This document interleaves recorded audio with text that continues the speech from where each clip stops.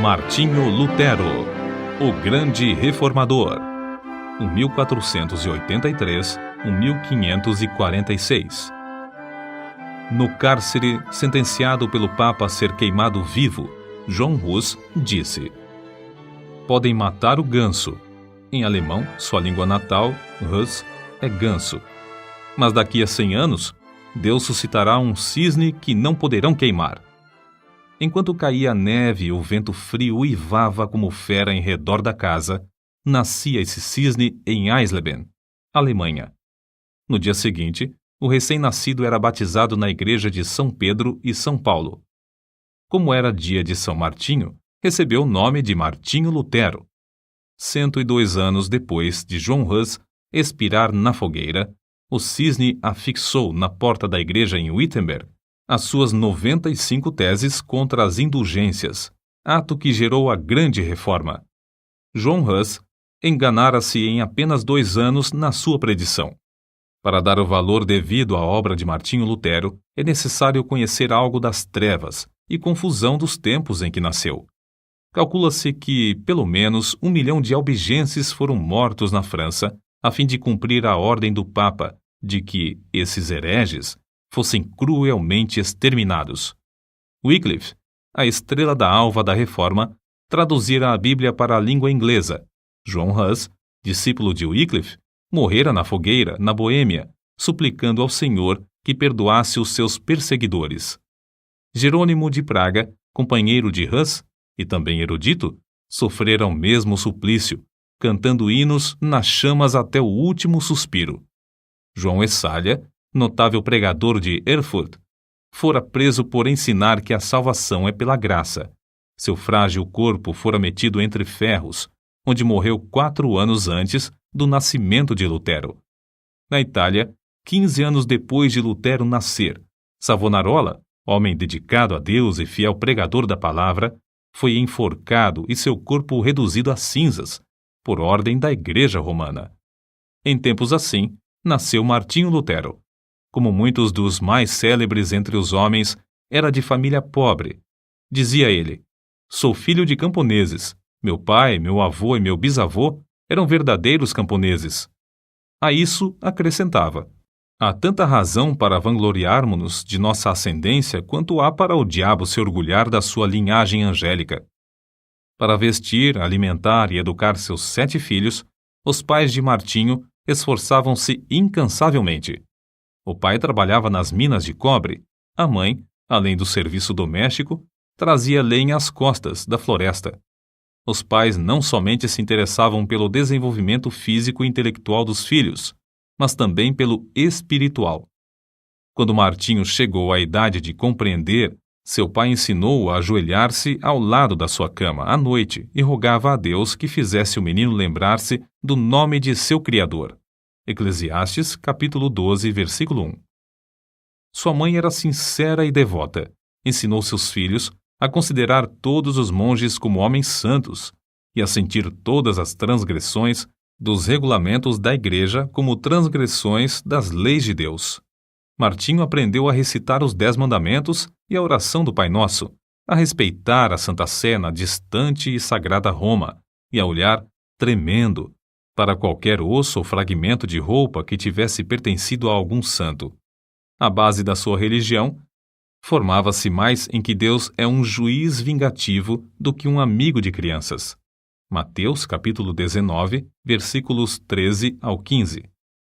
Quando já adulto, Lutero escreveu: "Estremecia e tornava-me pálido ao ouvir alguém mencionar o nome de Cristo, porque fui ensinado a considerá-lo como um juiz encolerizado. Fomos ensinados que devíamos, nós mesmos, fazer propiciação por nossos pecados, que não podemos fazer compensação suficiente por nossa culpa, que é necessário recorrer aos santos dos céus e clamar a Maria para desviar de nós a ira de Cristo." O pai de Martinho, satisfeitíssimo pelos trabalhos escolares do filho, na vila onde morava, mandou-o, aos 13 anos, para a escola franciscana na cidade de Magdeburgo.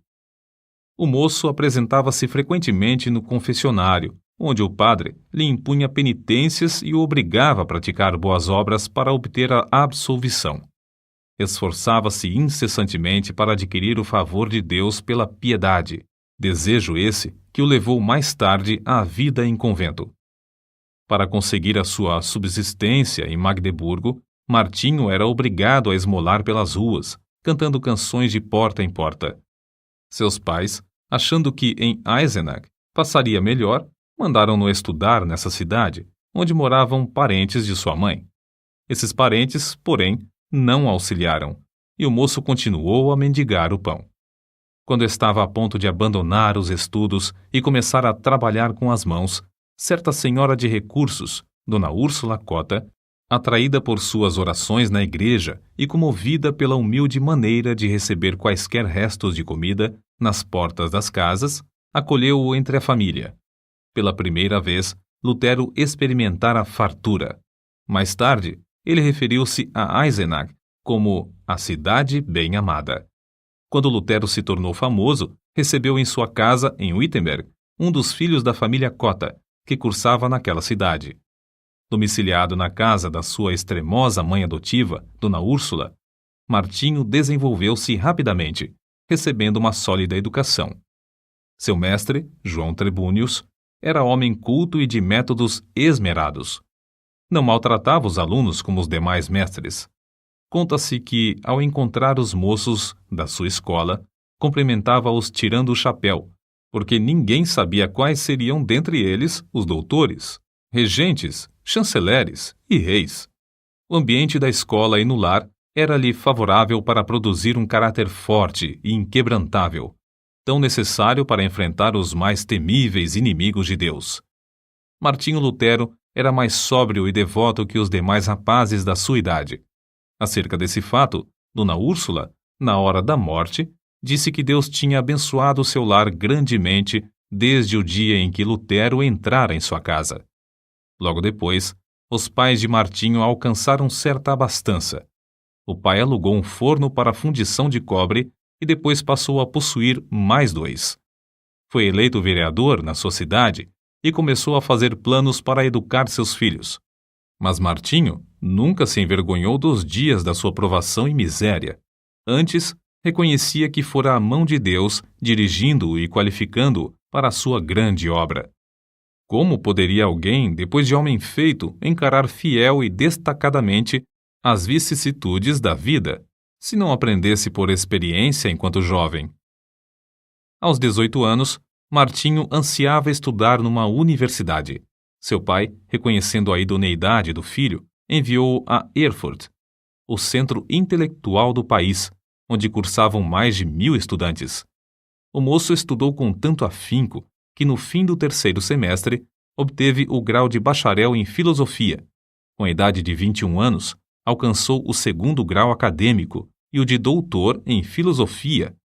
Os estudantes, professores e autoridades prestaram-lhe significativa homenagem. Havia, dentro dos muros de Erfurt, 100 prédios que pertenciam à igreja, inclusive 8 conventos. Havia também uma importante biblioteca que pertencia à universidade, e ali Lutero passava todo o tempo de que podia dispor. Sempre suplicava fervorosamente a Deus que o abençoasse nos estudos. Dizia ele: orar bem é a melhor parte dos estudos. Acerca dele, escreveu certo colega: cada manhã ele precede seus estudos com uma visita à igreja e uma prece a Deus.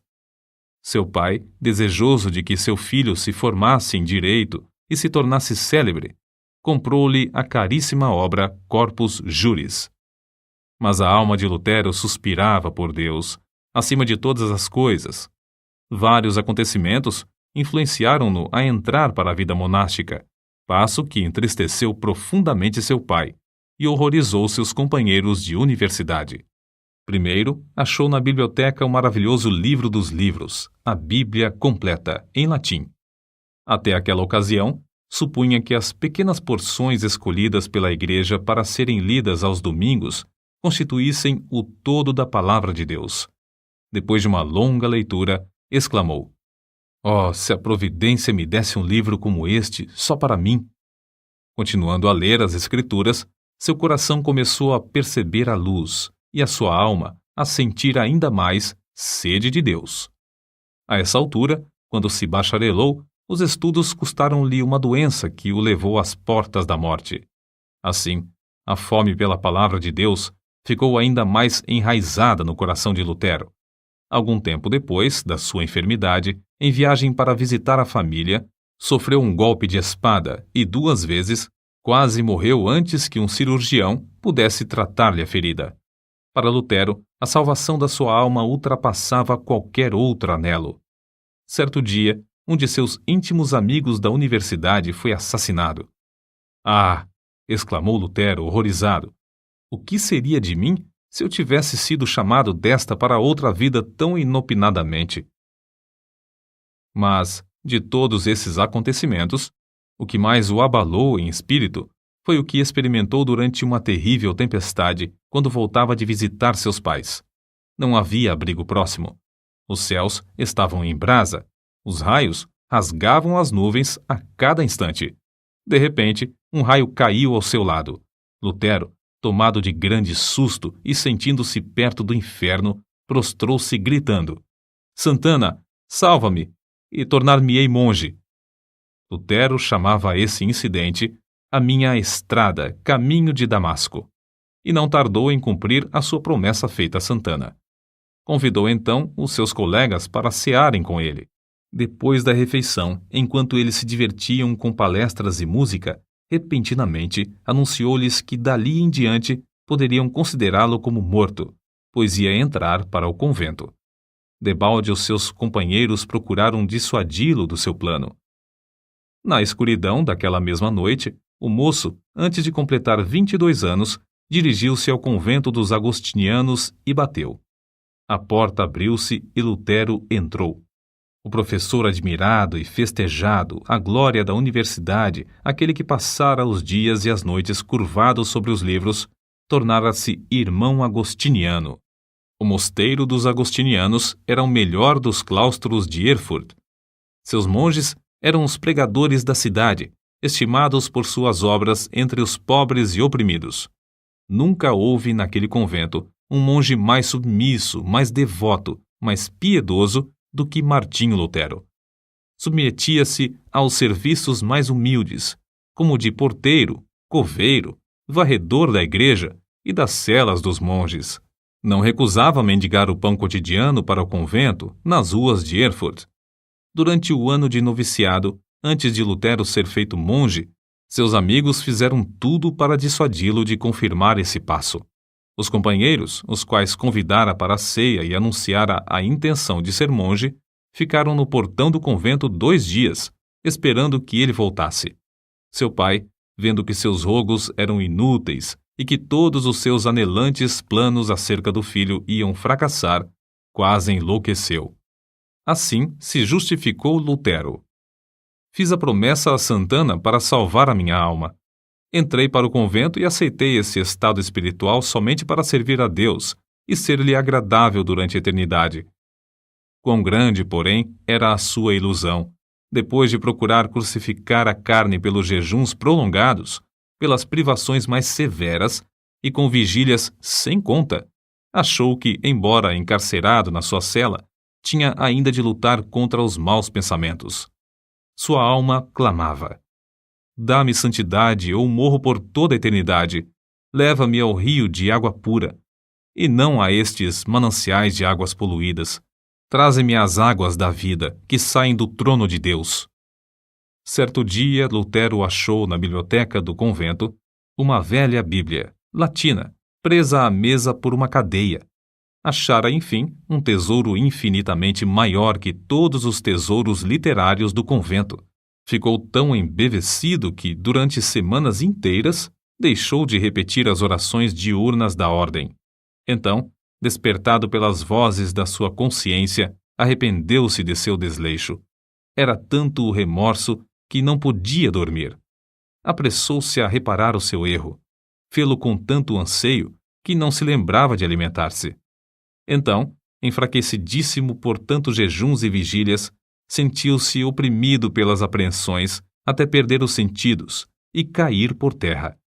Aí os outros monges o acharam, admirados novamente de sua excepcional piedade. Lutero somente voltou a si depois de um grupo de coristas o haver rodeado, cantando. A suave harmonia penetrou-lhe o coração e despertou o seu espírito. Ainda assim, lhe faltava a paz perpétua para a alma. Ainda não havia ouvido cantar o coro celestial. Glória a Deus nas alturas, paz na terra, boa vontade para com os homens. Nessa altura, o vigário-geral da ordem agostiniana, Staupitz, visitou o convento. Era homem de grande discernimento e devoção enraizada. Compreendendo logo o problema do jovem monge, ofereceu-lhe uma Bíblia na qual Lutero leu que o justo viverá da fé. Por quanto tempo tinha ele anelado! Oh, se Deus me desse um livro destes só para mim! Agora ele o possuía. Na Bíblia achou grande consolação, mas a leitura não podia completar-se em um dia. Ficou mais determinado do que nunca a alcançar paz para sua alma, na vida monástica, jejuando e passando noites a fio sem dormir. Gravemente enfermo, exclamou: os meus pecados, os meus pecados! Apesar de sua vida ter sido livre de manchas, como ele afirmava e outros testificavam, sentia sua culpa perante Deus, até que um velho monge lembrou-lhe uma palavra do credo: creio na remissão dos pecados. Viu então que Deus não somente perdoara os pecados de Daniel e de Simão Pedro, mas também os seus. Pouco tempo depois desses acontecimentos, Lutero foi ordenado padre. A primeira missa que celebrou foi um grande evento. O pai, irreconciliável desde o dia em que o filho abandonara os estudos de advocacia, assistiu à primeira missa de Lutero, vindo a cavalo de Mansfield, com uma boa oferta para o convento, acompanhado de 25 amigos. Depois de completar 25 anos de idade, Lutero foi nomeado para a cadeira de filosofia em Wittenberg, para onde se mudou a fim de viver no convento da sua ordem. Sua alma, porém, anelava pela palavra de Deus e pelo conhecimento de Cristo. No meio das ocupações do professorado, dedicou-se ao estudo das Escrituras e, no primeiro ano, conquistou o grau de bacalaureus ad Bíblia. Sua alma ardia com o fogo dos céus. De todas as partes acorriam multidões para ouvir os seus discursos, os quais fluíam abundante e vivamente do seu coração, sobre as maravilhosas verdades reveladas nas Escrituras. Um dos mais afamados professores de Leipzig, conhecido como Luz do Mundo, disse: este frade há de envergonhar todos os doutores.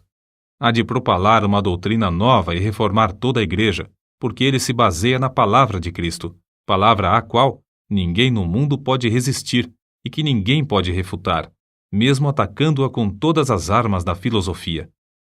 Um dos pontos iluminantes da biografia de Lutero é a sua visita a Roma. Havia surgido uma disputa renhida entre 7 conventos dos agostinianos, os quais decidiram deixar os pontos de dissidência para o Papa resolver. Lutero, sendo o homem mais hábil e eloquente, além de altamente apreciado e respeitado por todos os que o conheciam, foi escolhido para representar o seu convento em Roma.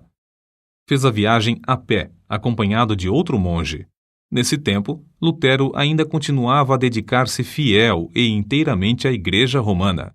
Quando, por fim, chegaram ao ponto da estrada onde se avistava a famosa cidade, Lutero caiu em terra e exclamou: saúdo-te, santa cidade! Os 2 monges passaram um mês em Roma, visitando os vários santuários e os lugares de peregrinação. Lutero celebrou missa 10 vezes. Lastimou, ao mesmo tempo, que seus pais ainda não tivessem morrido a fim de poder resgatá-los do purgatório. Um dia, subindo a santa escada de joelhos, desejando a indulgência que o chefe da igreja prometia por esse ato, ressoaram nos seus ouvidos, como voz de trovão, as palavras de Deus: o justo viverá da fé. Lutero ergueu-se e saiu envergonhado. Depois da corrupção generalizada que viu em Roma, sua alma aderiu à Bíblia mais que nunca. Ao chegar novamente ao seu convento, o vigário-geral insistiu em que desse os passos necessários para obter o título de doutor, com o qual teria o direito de pregar. Lutero, porém, reconhecendo a grande responsabilidade perante Deus e não querendo ceder, disse: Não é de pouca importância que o homem fale em lugar de Deus. Ah, senhor doutor, fazendo isso, me tirais a vida, não resistirei mais que 3 meses. O vigário-geral respondeu-lhe: seja assim, em nome de Deus, pois o Senhor Deus também necessita nos céus de homens dedicados e hábeis. O coração de Lutero, elevado à dignidade de doutor em teologia, abrasava-se ainda mais do desejo de conhecer as Sagradas Escrituras e foi nomeado pregador da cidade de Wittenberg. Os livros que estudou e as margens cheias de anotações que escreveu, em letras miúdas, servem aos eruditos atuais como exemplo de como cuidadosa e minuciosamente estudava tudo em ordem. Acerca da grande transformação da sua vida nesse tempo, ele mesmo escreve: desejando ardentemente compreender as palavras de Paulo, comecei o estudo da Epístola aos Romanos. Porém, logo no primeiro capítulo, consta que a justiça de Deus se revela no Evangelho. Versículos 16 e 17. Eu detestava as palavras a justiça de Deus, porque, conforme fui ensinado, eu a considerava como um atributo do Deus Santo, que o leva a castigar os pecadores. Apesar de viver irrepreensivelmente como monge, a consciência perturbada me mostrava que era pecador perante Deus. Assim, odiava a um Deus justo que castiga os pecadores. Senti-me ferido de consciência, revoltado intimamente. Contudo, voltava sempre para o mesmo versículo, porque queria saber o que Paulo ensinava. Depois de meditar sobre esse ponto durante muitos dias e noites, Deus, na sua graça, me mostrou a palavra: o justo viverá da fé. Vi então que a justiça de Deus, nesta passagem, é a justiça que o homem piedoso recebe de Deus, pela fé como dádiva. Dessa forma, a alma de Lutero saiu da escravidão. A respeito disso, ele mesmo escreveu: então, me achei recém-nascido e no paraíso. Todas as Escrituras tinham para mim outro aspecto. Perscrutava-as para ver tudo quanto ensinam sobre a justiça de Deus. Antes, estas palavras eram-me detestáveis. Agora, as recebo com o mais intenso amor. A passagem me servia como a porta do paraíso. Depois dessa experiência, pregava diariamente. Em certas ocasiões, pregava até 3 vezes ao dia, conforme ele mesmo conta. O que o pasto é para o rebanho, a casa para o homem, o ninho para o passarinho, a penha para a cabra montês, o arroio para o peixe, a Bíblia é para as almas fiéis. A luz do Evangelho, por fim, tomara o lugar das trevas, e a alma de Lutero abrasava por conduzir os seus ouvintes ao Cordeiro de Deus, que tira todo o pecado. Lutero levou o povo a considerar a verdadeira religião, não como uma mera profissão ou sistema de doutrinas, mas como vida em Deus. A oração não era mais um exercício sem sentido, mas o contato do coração com Deus, que cuida de nós com amor indizível. Nos seus sermões, Deus revelou o seu próprio coração a milhares de ouvintes por meio do coração de Lutero. Convidado a pregar durante uma convenção dos agostinianos, não deu uma mensagem doutrinal de sabedoria humana, como se esperava, mas fez um discurso ardente contra a língua maldizente dos monges. Os agostinianos, levados pela mensagem, elegeram-no diretor sobre 11 conventos. Lutero não somente pregava a virtude, mas praticava-a, amando verdadeiramente o próximo. Nesse tempo, a peste vinda do Oriente visitou Wittenberg. Calcula-se que a 1/4 do povo da Europa, inclusive a metade da população alemã, foi ceifada pela morte. Quando professores e estudantes fugiram da cidade, instaram que Lutero fugisse também. Porém, ele respondeu: para onde hei de fugir? O meu lugar é aqui. O dever não me permite ausentar-me do meu posto até que aquele que me mandou para aqui me chame. Não que eu deixe de temer a morte, mas espero que o Senhor me dê ânimo. Assim, ele ministrava à alma e ao corpo do próximo durante esse tempo de aflição e angústia. A fama do jovem monge espalhou-se até longe. Entretanto, sem o perceber, enquanto trabalhava incansavelmente para a igreja, já havia deixado o rumo liberal que ela seguia em doutrina e prática. Em outubro de 1517, Lutero afixou à porta da igreja do castelo, em Wittenberg, as suas 95 teses, cujo teor resume-se em que Cristo requer o arrependimento e a tristeza pelo pecado, e não a penitência.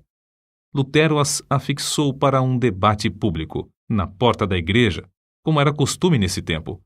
Mas as proposições, escritas em latim, foram logo traduzidas para o alemão, holandês e espanhol. Antes de decorrido um mês, para surpresa de Lutero, já estavam na Itália fazendo estremecer os alicerces do velho edifício de Roma. Foi do ato de pregar em lugar público as 95 teses que nasceu a Reforma, isto é, que tomou forma o grande movimento de almas que em todo o mundo ansiavam voltar para a fonte pura, a palavra de Deus. Contudo, Lutero não tencionara atacar a Igreja Romana. Antes, pensou em fazer a defesa do Papa contra os vendedores de indulgências. Em agosto de 1518, Lutero foi chamado a Roma para responder a uma denúncia de heresia. Frederico, entretanto, um dos que o elegeram para assumir a direção dos conventos, não consentiu que fosse levado para fora do país. Sendo assim, foi intimado a apresentar-se em Augsburgo. Eles te queimarão vivo, insistiram seus amigos. Lutero, porém, respondeu resolutamente: se Deus sustenta a causa, ela será sustentada. A ordem do núncio do Papa em Augsburgo foi: retrata-se ou não voltará daqui. Contudo, Lutero conseguiu fugir passando por uma pequena cancela no muro da cidade, na escuridão da noite. Ao chegar de novo em Wittenberg, um ano depois de afixar as teses, era o homem mais popular em toda a Alemanha. Não havia jornais nesse tempo, mas fluíam da pena de Lutero respostas a todos os seus críticos, as quais eram publicadas em folhetos. O que escreveu dessa forma, hoje seriam 100 volumes.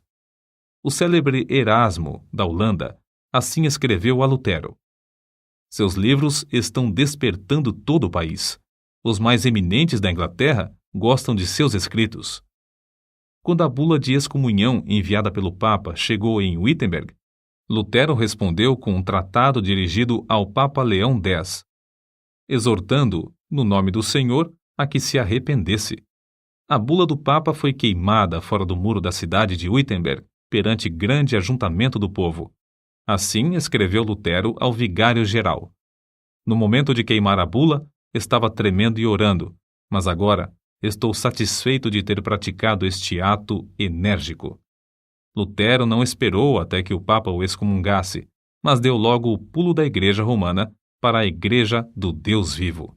Nesse ínterim, o imperador Carlos V, que ia convocar sua primeira dieta, Assembleia Política, na cidade de Worms, queria que Lutero comparecesse para responder pessoalmente aos seus acusadores. Os amigos de Lutero insistiam em que se recusasse a ir. Não fora John Hus entregue a Roma para ser queimado apesar da garantia de vida por parte do imperador? Mas em resposta a todos os que se esforçavam por dissuadi-lo de comparecer perante seus terríveis inimigos, Lutero, fiel à chamada de Deus, respondeu: ainda que haja em Worms tantos demônios quantas sejam as telhas nos telhados, confiando em Deus, eu aí entrarei. Depois de dar ordens acerca do trabalho, no caso de ele não voltar, partiu.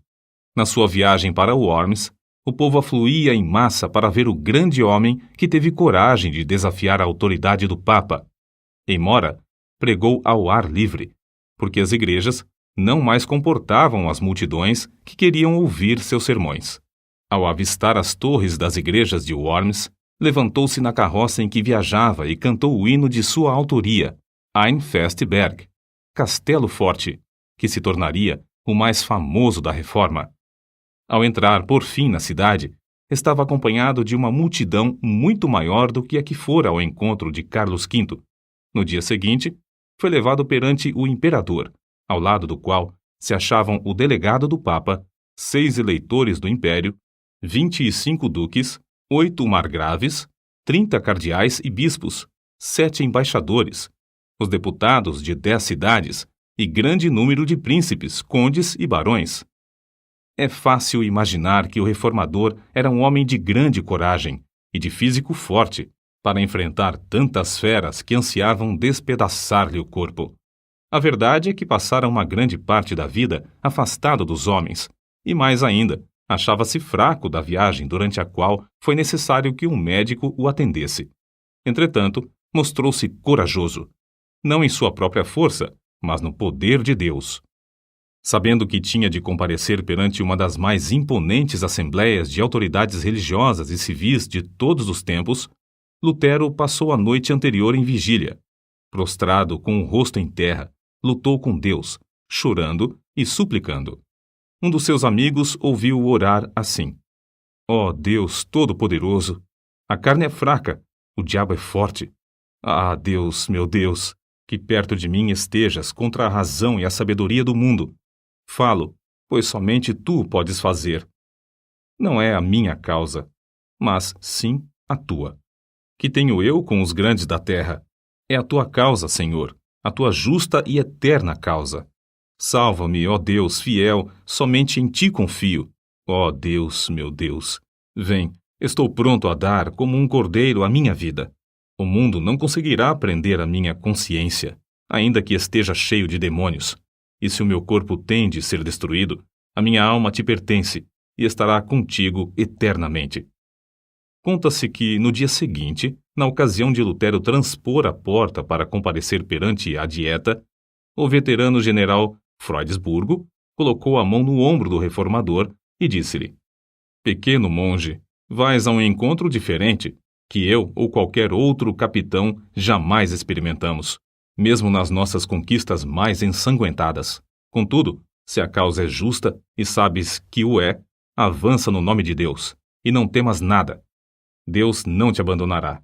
O grande general não sabia que Martinho Lutero vencera a batalha em oração e que entrava somente para declarar-lhes que a havia vencido de maiores inimigos.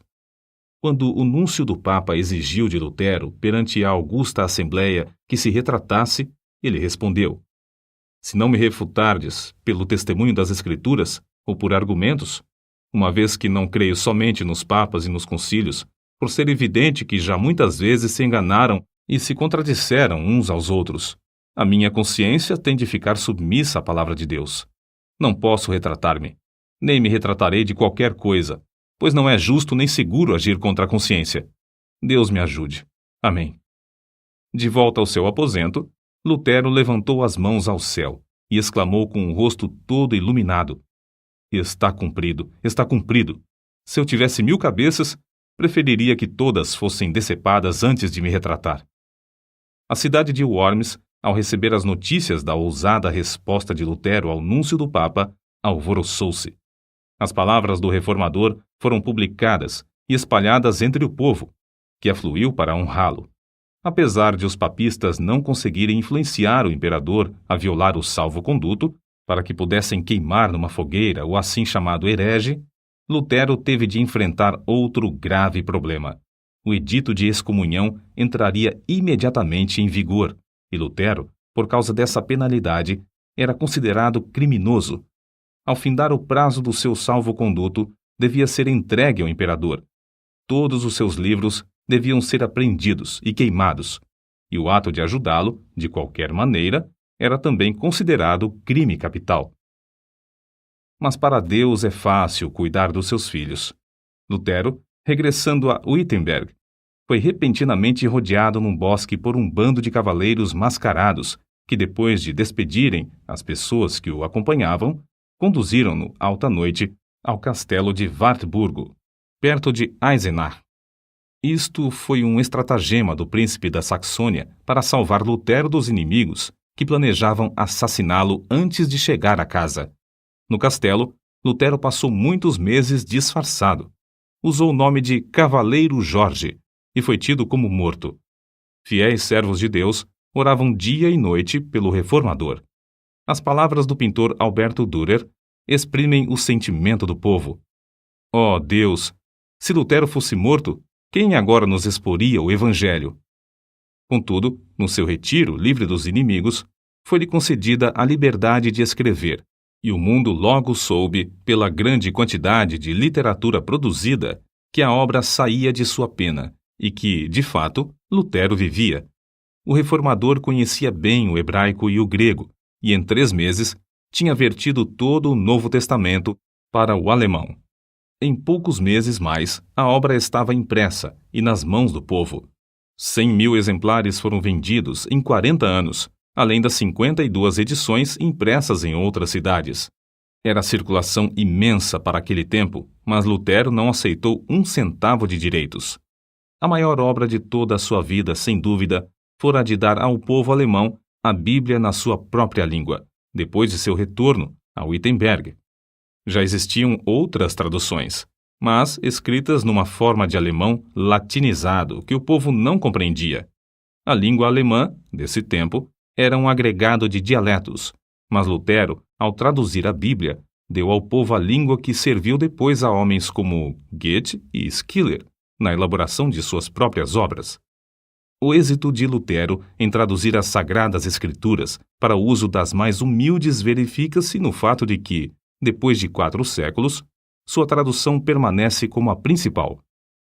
Outra coisa que contribuiu para o êxito da tradução de Lutero é que ele era erudito em hebraico e grego e traduziu direto das línguas originais. Contudo, o valor da sua obra não se baseia tão somente em seus indiscutíveis dotes literários. O que lhe conferiu realidade foi que o reformador conhecia a Bíblia, como ninguém podia conhecê-la, sem primeiro sentir a angústia eterna e achar nas Escrituras a verdadeira e profunda consolação. Lutero conhecia intimamente e amava com sinceridade o autor do livro.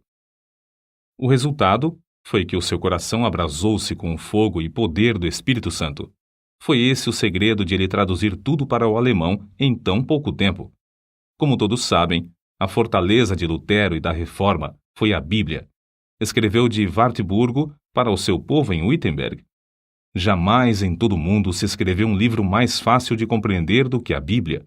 Comparada aos outros livros, é como o sol em contraste com todas as demais luzes. Não vos deixeis levar a abandoná-la sob qualquer pretexto da parte deles. Se vos afastardes dela por um momento, tudo estará perdido. Podem levar-vos para onde quer que desejem. Se permanecerdes com as Escrituras, sereis vitoriosos. Depois de abandonar o hábito de monge, Lutero resolveu deixar por completo a vida monástica, casando-se com Catarina von Bora, freira que também saíra do claustro por ver que tal vida é contra a vontade de Deus. O vulto de Lutero sentado ao lume, com a esposa e 6 filhos que amava ternamente, inspira os homens mais que o grande herói ao apresentar-se perante o legado em Augsburgo. Nos cultos domésticos, a família rodeava um harmônio, com o qual louvavam a Deus juntos. O reformador lia o livro que traduzira para o povo, e depois louvavam a Deus e oravam, até sentirem a presença divina entre eles. Havia entre Lutero e sua esposa profundo amor, de um para com o outro. São de Lutero estas palavras: Sou rico. Deus me deu a minha freira e 3 filhos. Não me importo das dívidas. Catarina paga tudo. Catarina von Bora era estimada por todos. Alguns, de fato, censuravam-na porque era demasiado econômica. Mas que teria acontecido a Martinho Lutero e à família se ela tivesse feito como ele? Dizia-se que ele, aproveitando-se da doença dela, cedeu seu prato de comida a certo estudante que estava com fome. Não aceitava um kreuzer, moeda, dos seus alunos, e recusava vender seus escritos, deixando todo o lucro para os tipógrafos. Nas suas meditações sobre as Escrituras, muitas vezes se esquecia das refeições. Ao escrever o comentário sobre o Salmo 23, passou 3 dias no quarto comendo somente pão e sal. Quando a esposa chamou um serralheiro e quebraram a fechadura, acharam-no escrevendo, mergulhado em pensamentos e esquecido de tudo em redor. É difícil concebermos a magnitude das coisas que devemos atualmente a Martinho Lutero. O grande passo que deu para que o povo ficasse livre para servir a Deus, como ele mesmo ensina, está além da nossa compreensão. Era grande músico e escreveu alguns dos hinos mais espirituais cantados atualmente. Compilou o primeiro inário e inaugurou o costume de todos os participantes dos cultos cantarem juntos. insistiu em que não somente os do sexo masculino, mas também os do feminino, fossem instruídos, tornando-se, assim, o pai das escolas públicas. Antes dele, o sermão dos cultos era de pouca importância, mas Lutero fez do sermão a parte principal do culto. Ele mesmo serviu de exemplo para acentuar esse costume. Era pregador de grande porte. Considerava-se como sendo nada, mas a mensagem saía-lhe do íntimo do coração, e o povo sentia a presença de Deus. Em Zwickau, pregou a um auditório de 25.000 pessoas na praça pública. Calcula-se que tenha escrito 180 volumes na língua materna e quase um número igual em latim. Apesar de sofrer de várias doenças, sempre se esforçava dizendo: se eu morrer na cama, será uma vergonha para o Papa. Os homens geralmente querem atribuir o grande êxito de Lutero à sua extraordinária inteligência e aos seus destacados dons. O fato é que Lutero também tinha o costume de orar horas a fio. Dizia que se não passasse 2 horas de manhã orando, receava que Satanás ganhasse a vitória sobre ele durante o dia. Certo biógrafo seu escreveu: o tempo que ele passa em oração produz o tempo para tudo o que faz. O tempo que passa com a palavra vivificante enche-lhe o coração até transbordar em sermões, correspondência e ensinamentos. Sua esposa contou que as orações de Lutero eram, às vezes, como os pedidos insistentes do seu filhinho Hanschen, confiando na bondade de seu pai. Outras vezes, eram como a luta de um gigante na angústia do combate. Sawyer, autor da História da Igreja Cristã, volume 3, página 406, atesta: Martinho Lutero profetizava, evangelizava, falava línguas e interpretava, revestido de todos os dons do Espírito. Com 62 anos de vida, pregou seu último sermão sobre a seguinte passagem: ocultaste estas coisas aos sábios instruídos e as revelaste aos pequeninos. No mesmo dia, escreveu para a sua querida Catarina: lança o teu cuidado sobre o Senhor, e ele te susterá. Amém. Essas palavras constam da última carta que escreveu.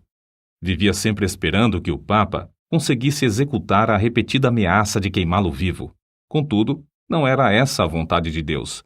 Cristo o chamou enquanto sofria de um ataque do coração em Eisleben, cidade onde nascera. São estas as últimas palavras de Lutero: vou render o espírito. Então, louvou a Deus em alta voz: ó meu Pai Celeste, meu Deus, meu Pai de nosso Senhor Jesus Cristo, em quem creio e a quem preguei e confessei, amei e louvei. Ó meu querido Senhor Jesus Cristo, encomendo-te a minha pobre alma. Ó meu Pai Celeste, em breve tenho de deixar este corpo, mas sei que ficarei eternamente contigo e que ninguém me pode arrebatar das tuas mãos. Então, depois de recitar João, capítulo 3, versículo 16, 3 vezes, repetiu as palavras: Pai, em tuas mãos entrego meu espírito, pois tu me resgataste, Deus fiel. Assim, fechou os olhos e adormeceu. Um imenso cortejo de crentes que o amavam ardentemente, com 50 cavaleiros à frente, saiu de Eisleben para Wittenberg. Passando pela porta da cidade onde o reformador queimara a bula de excomunhão, entrou pelas portas da igreja onde, há 29 anos, afixara suas 95 teses.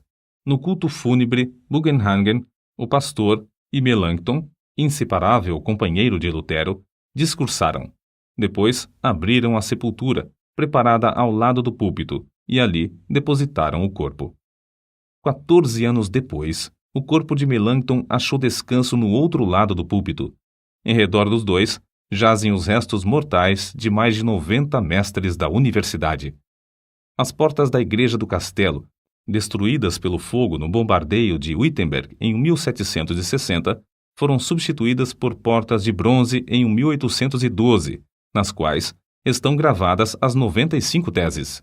Contudo, este homem que perseverou em oração deixou gravadas, não no metal que perece, mas em centenas de milhões de almas imortais, a palavra de Deus, que dará fruto para toda a eternidade. Nota: os albigenses são considerados os heréticos de maior importância dentro da Igreja Católica durante a Idade Média. Devem seu nome à cidade de Albi, na França.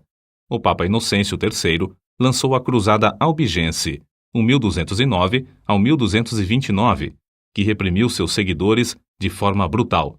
Só pequenos grupos sobreviveram e, mesmo assim, logo foram perseguidos pela Inquisição, até fins do século XIV.